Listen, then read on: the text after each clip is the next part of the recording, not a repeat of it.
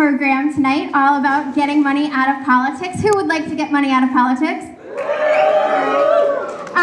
We'd like to thank our Drum and Fife Corps for coming in tonight, and our first speaker tonight is going to be Representative Cori Atkins.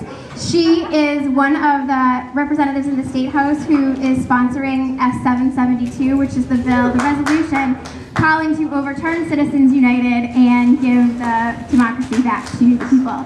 So, Cori Atkins, if you would like to come on up.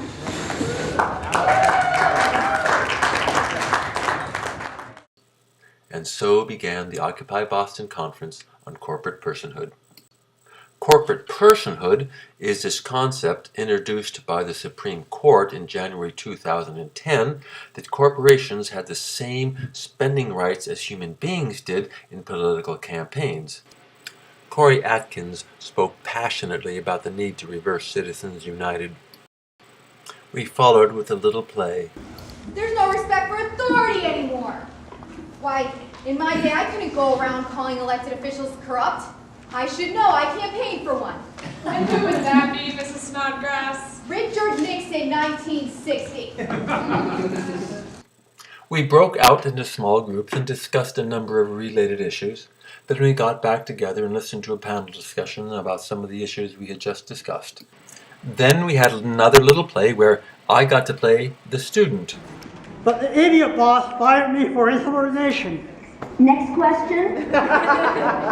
Susie, I'm a student, but I'm afraid of taking student loans and being saddled with them for decades and decades. You have to live for your dreams. The girls I have sex with might want to get married. Sex and related expenses like condoms are luxuries you may have to cut. And so ended the evening. We started the next day with Larry Lessig. I knew Larry from Stanford when I had been in computer science there. He was a legal opponent to the new copyright laws which we in computer science were so vehemently opposed. The framers gave us a republic, but what they meant by a republic was a representative democracy.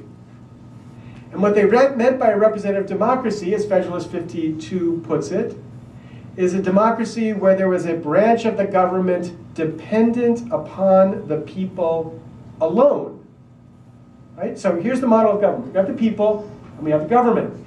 I do my own slides. It's pretty cool the way that balances. So the people and the government, this marionette relationship, so that the public good would be found in the context of this litigation between the people, in the context of these representatives deciding what they should do. Here's the problem. Congress has evolved a different dependence. It's not just a dependence upon the people, it's increasingly dependence upon the funders. 30 to 70% of the time a member spends in Congress is time spent raising money. After questions, Larry was surrounded by a bunch of people who had interesting things to talk about. I had nothing to say myself, but I merely wished to bask in the glory of this man whom I admired so much. Then we had breakout sections. I went to one on activist team building.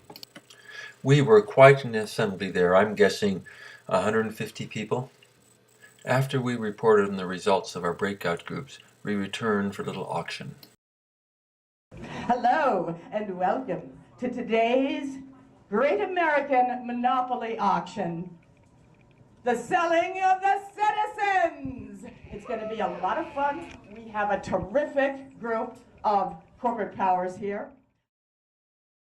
What's our first item up for bid? Oh, and please do say hello to my handsome clerk.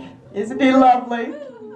The first item up for bid is, let's start big, free speech. And we're going to sell it off right now. Don't look so surprised. The Supreme Court told us we could, and so we're going to right now. What am I bid? 10,000. 2,000. I can't hear you now. I can't hear. That I heard. I have $1 billion from Goldman Sachs. $1 billion. He'll give me two. He'll give me two. $2 billion. $2 billion. All right. Sold for $1 billion. And what a bargain to Goldman Sachs. How can you top the selling of the American dreams? And so we didn't. We declared it an end to the conference and wandered home. I should have been depressed, but watching the kid in the snow, somehow I wasn't.